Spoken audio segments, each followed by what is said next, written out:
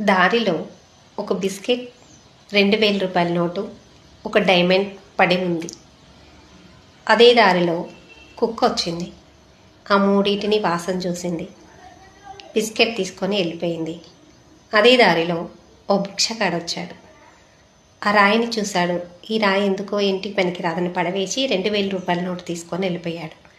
అదే దారిలో ఒక బిజినెస్ మ్యాన్ వచ్చాడు. ఆ రాయిని చూసి సూపర్, డైమండ్, వజ్రం అని కళ్ళకద్దుకొని తీసుకొని వెళ్ళిపోయాడు. దీనికి అర్థం ఏంటండి? మిమ్మల్ని కాదని మిమ్మల్ని వదిలేసిపోయిన వాళ్ళ గురించి ఆలోచించి బాధపడుతూ ఉండమాకండి. మీ విలువ తెలియని వాళ్ళ గురించి ఆలోచించమాకండి. అదే ఆ కుక్క ఆ 2000 రూపాయల నోటు తీసుకున్నా ఏమీ ఉపయోగం ఉండదు.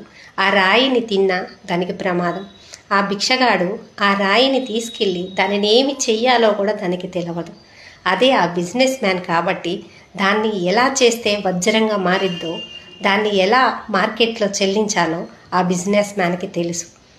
అలాగే మీ విలువ తెలిసి మిమ్మల్ని కళ్ళకద్దుకొని తీసుకుపోయే వాళ్ళు దేవుడు ఖచ్చితంగా మీ దగ్గరికి పంపిస్తాడు.